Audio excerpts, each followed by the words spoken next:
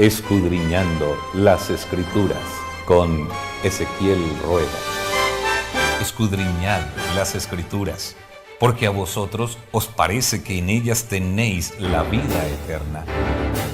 Gracias por acompañarnos. Este es el programa Escudriñando las Escrituras y abordamos un nuevo tema.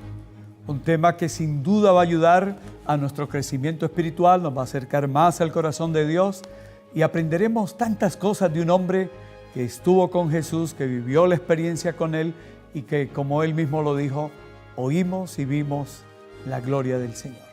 Y para este inicio de temas de Primera y Segunda de Pedro, tenemos un invitado muy especial. Es el pastor Daniel Herrera. Pastor, bienvenido. Muchas gracias, es un placer acompañarles. Y de verdad que un tema tan emocionante como la primera y la segunda epístola de Pedro, indiscutiblemente nos va a enseñar muchas lecciones prácticas para un tiempo tan especial como el que vivimos. Y es un hombre que conoció de la gracia de Dios por experiencia, ¿no? ¿Qué podríamos decir del tema en general? ¿Por qué es importante leer Primera y Segunda de San Pedro? Yo creo que es mucho más poderosa la experiencia de alguien puesta al servicio de otras personas cuando la ha vivido. Pedro es una persona que pasa de un carácter conflictivo, difícil, una situación que casi cualquiera podría decir, ese no me sirve para mi trabajo.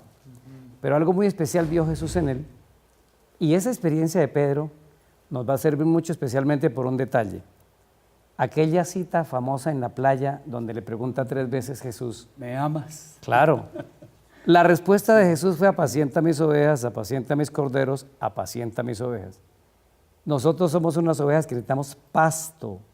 Tenemos una necesidad de ser apacentados, y creo que los consejos que nos va a dar la primera y la segunda epístola de Pedro nos van a caer muy bien, porque todos los vamos a necesitar.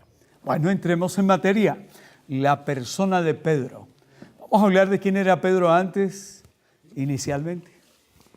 Sí, es muy bueno ver que Pedro se parece mucho a nosotros. Sí, sí. Hay un Pedro dentro de nosotros. Sí, lo hemos criticado muy duro. Sí, sí. Hemos sido hasta injustos en mirar a Pedro bajo esa circunstancia, pero es muy bueno porque la Biblia presenta a seres humanos, personas con unas necesidades muy especiales, pero pulidos por Jesús. Pero uno recuerda muchos elementos de la vida de Pedro. Por ejemplo, antes de conocer a Jesús, la Biblia nos dice que Pedro era un pescador. Como pescador era un hombre acostumbrado a la tarea ruda. Las mallas hacían callos en las manos. El lenguaje de la playa y de los pescadores era un lenguaje burdo. Se acostumbraban a decir las cosas de frente. Y Pedro era un hombre que esas características necesitaban algo que les pudiera ayudar a Jesús a mejorar. Por eso vuelvo y le digo, Pedro somos nosotros puestos al servicio de Dios con una gran necesidad de una transformación. Conflictivo, peleonero, frentero, muy práctico.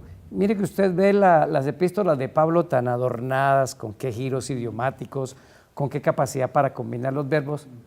Pedro es práctico, sencillo y directo, y eso nos recuerda el inicio de Pedro antes de conocer a Jesús. Y aquí comenzamos a mirar que nos va a transmitir mucha esperanza este estudio, porque si un hombre como él, Dios lo convierte en lo que ahora estamos viendo, hay esperanza para las personas.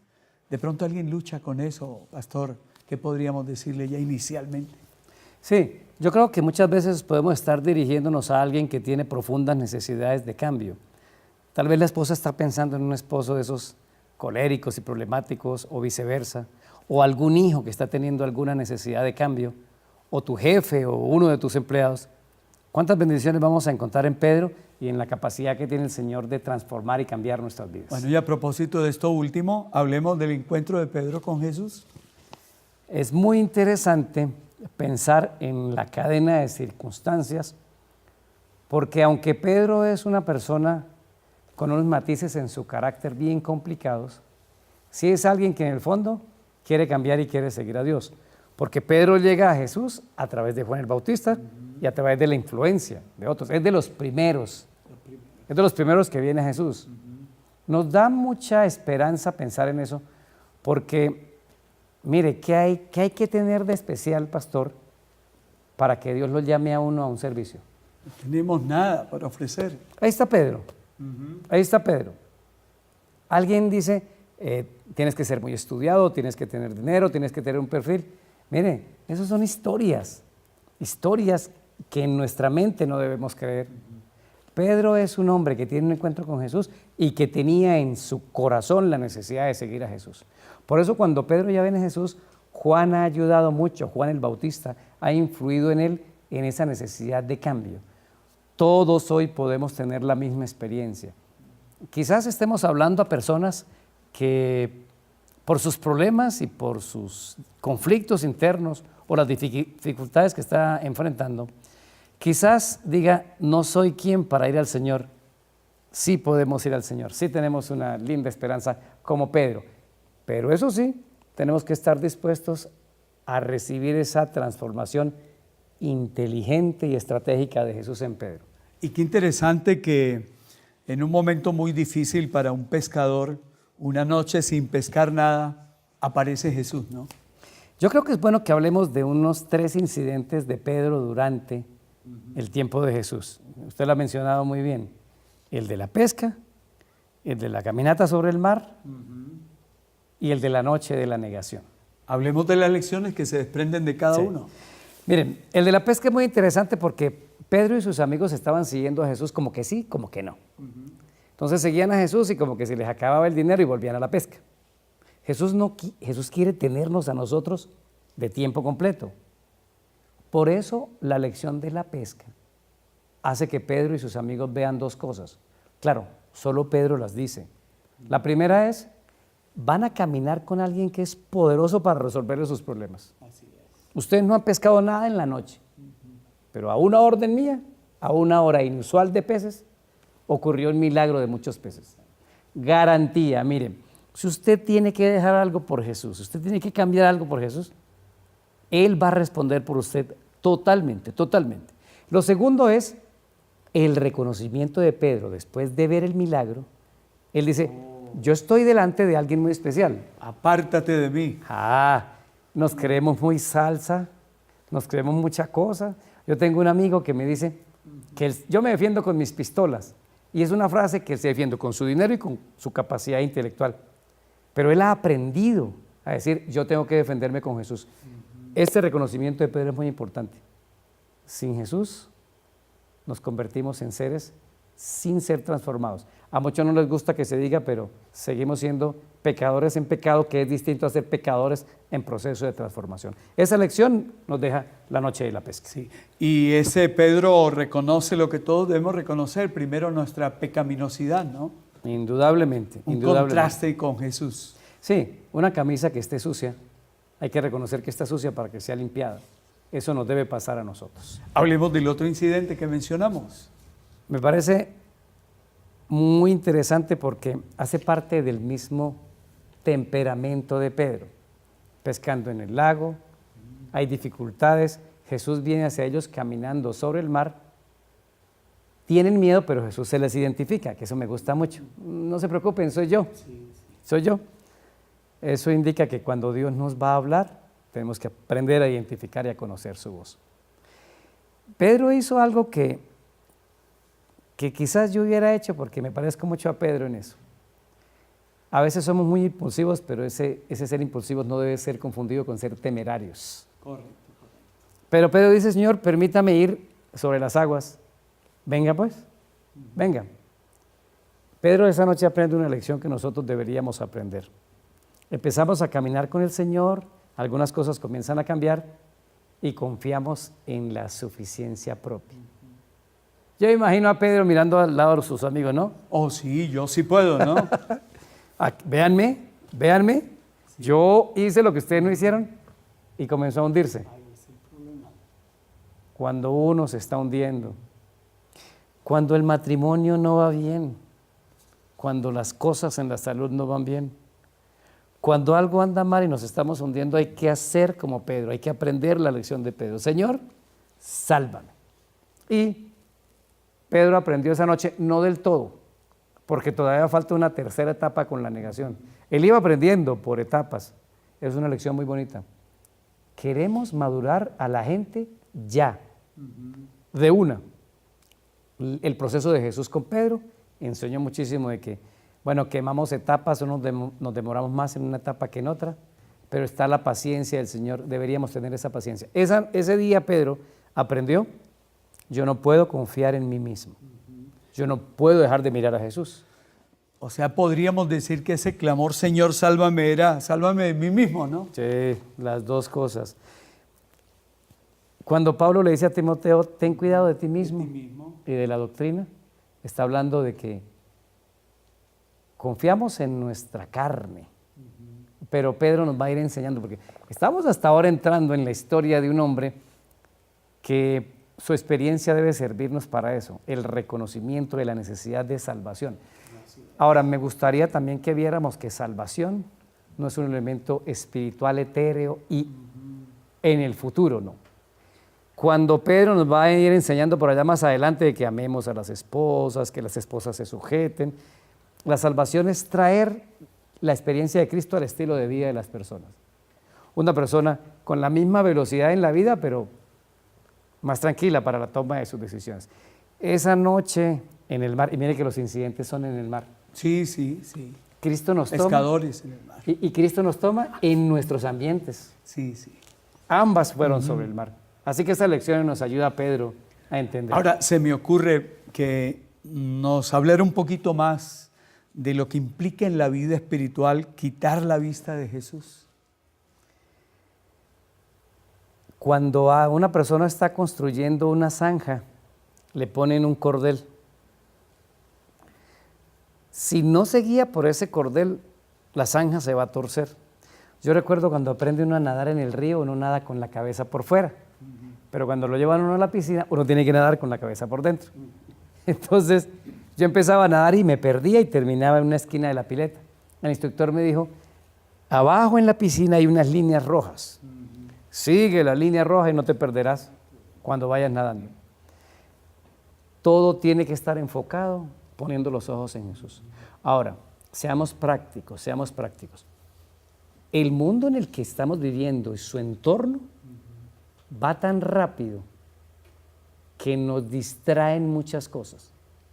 A veces uno tiene una montaña de cosas que no me está dejando ver a Jesús. Perdimos un empleo y nos desesperamos. Señor, ¿no será que este empleo es la montaña que no me está dejando verte? Perdemos un vehículo, perdemos un negocio y lloramos y nos aferramos. Bueno, hagamos la pregunta al Señor. Señor, ¿no será que tú estás corriendo todo este estorbo para que yo pueda mirarte mucho mejor?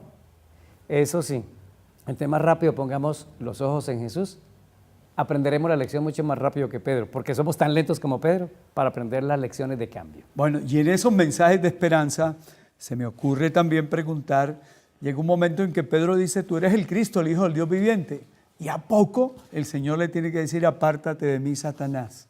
¿Qué puede desprenderse de ahí? Mire, por muchos años causó mucha confusión en mí, que primero lo felicita y luego, luego viene como un regaño tan duro, ¿verdad? Con el tiempo uno va aprendiendo que las personas maduran como Pedro, pero maduran como producto de la bendición de Dios. La frase que Pedro dice, Jesús tiene razón, solo la dice alguien iluminado por el Espíritu Santo. Un hombre sencillo, pobre como Jesús, con unos desadaptados detrás de él, la familia de Jesús diciéndole, mire, vuelva hacia la casa, y Pedro detrás de él, y que Pedro pueda ver como si fuera una visión profética de que este es el Mesías que estamos esperando, pero acto seguido se le subió otra vez el ego a la cabeza. Señor, somos frágiles. Sí. Muy frágiles. Yo siempre he dicho que debemos tener una conexión con el Señor que empiece con 1 hora diaria antes de que el sol salga. Tal vez ese día Pedro no tuvo tanta comunión porque día trágico. Tuvo la iluminación, pero después, apártate de mí, Satanás. Por supuesto, no le dijo Satanás a Pedro, pero lo que sí estaba advirtiéndonos en esa ocasión es que, miren, no importa cuánto tiempo hayas avanzado, mire, no importa cuánto tiempo uno haya empezado a leer la Biblia o asistir a una iglesia, o tener experiencia en algo. Debemos ser constantes. Jesús le dijo a Pedro, Pedro, todavía le falta, y es mejor que sigas teniendo comunión conmigo, porque si no, vas a cometer algo grave, como aquella advertencia que podemos entrar en eso. Y a propósito de lo que Jesús le anunció y que Pedro dijo, nunca te ocurra, cuando Pedro confiesa que va a ser leal, dice, aunque todos te negaren y aún hasta la muerte estoy dispuesto. Hablemos de esas buenas intenciones que de pronto...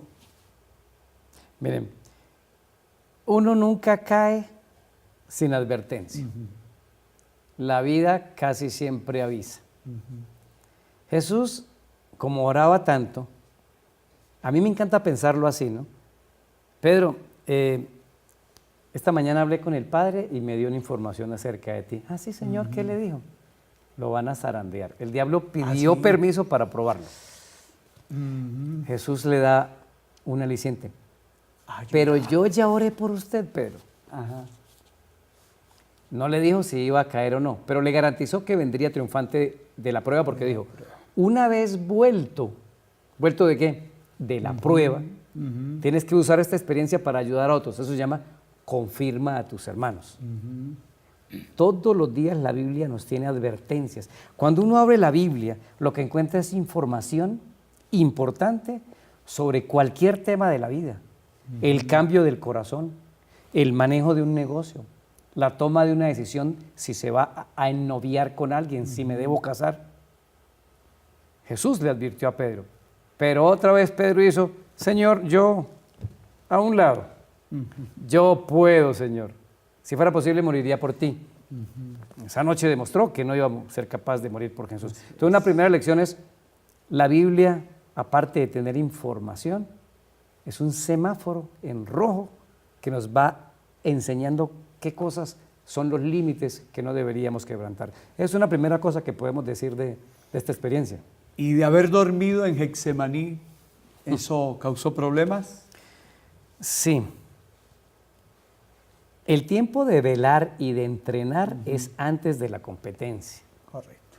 Me pareció muy interesante preparar una Usain Bolt 7 años antes de que rompiera el primer récord. Yo quiero romper el primer récord mañana. La gente quiere adelgazar mañana. La gente quiere aprender inglés mañana. ¿Queremos ser buenos cristianos? Ya mañana, sin hacer ese esfuerzo consuetudinario para crecer en las Escrituras. Por eso Pedro se duerme allá. Miren, Jesús ya les había dicho, esta noche van a ser escandalizados en mí. Esta noche van a tener problemas. Vámonos a orar. Lo segundo es que les pide, no les pidió toda la noche. Una hora velen conmigo. Si no se hubieran dormido, otra hubiera sido la experiencia. Mire el temperamento de Pedro. Es el único que se atrevió a defender a Jesús. Mal hecho, pero es el único que se atrevió a defenderlo. Sacó la espada y ese es Pedro. ¿Qué es? Pedro como nosotros, como un libro que leí hace un tiempo, un santo en construcción. Esa es una lección muy linda de Pedro, que si de Pedro aprendemos a tomar más precauciones, nos resbalaremos menos en la vida. Así es. Y también debemos entender que si caemos, debemos levantarnos y seguir avanzando, ¿no? Sí. Por eso vamos a hablar ahora de ese Pedro después. Sí. Ya como estamos llegando a un punto de cierre en todas estas lecciones, le voy a decir el punto de quiebre del cambio de Pedro. Él niega a Jesús, pero ese no fue su punto de quiebre. Cuando uno lee un libro muy importante como El deseado de todas las gentes, dice que después de la resurrección de Jesús, Pedro era un hombre apocado, Sí, ya no era el locuaz, el atrevido, el que tomaba la iniciativa. callado, y lo peor, sus compañeros, dice, ya no tenían tanta confianza en él. No salió con nada, tanta bulla y no salió con nada. Y para mí la negación no es tan punto de quiebre, porque equivocarnos es equivocarnos. Sí, claro. Es una, ¿cómo le digo? En el libreto uno debe tener ahí que en algún momento vamos a equivocarnos. Pero lo de la playa sí es muy importante. ¿Qué fue lo que hizo Jesús ese día? Levantó la autoestima de Pedro Sí, delante de en la todos. playa. Mire, Quizás nos estemos dirigiendo a personas... Otra vez estamos en el bar, ¿no? Oh, exactamente. Miren lo Sí. interesante. Ese dato me llamó mucho la atención al repasar ese tema. Pero quizás estemos hablando a personas que han fallado, que se han equivocado, que su negocio ha caído y que tienen su autoestima bajo. Hay que ir a la playa con Pedro y con Jesús. Correcto. 3 veces le preguntó por qué. Pedro iba perdiendo 3-0 con Jesús. Sí, Señor. Y le dijo a los compañeros Jesús, vamos a empatar el partido 3-3. 3 veces me negó, 3 veces le voy a preguntar si me quiere. Bueno, ya vienen otras cosas, el tipo de palabras que le dijo, si te fileo, te agapo, que no entran aquí. Pero Pedro pudo responder con humildad y ese es el punto de quiebre en la vida de Pedro. Es el arranque de su nueva vida. Deberíamos tomar esta lección muy en serio. El Señor quiere en algún momento que las cosas cambien definitivamente en nuestra vida. Y viene la experiencia de la iglesia primitiva y él es uno de los grandes pilares. Sí, ese es otro Pedro. Claro, miren, más adelante nos vamos a encontrar un enfrentamiento entre Pedro y Pablo.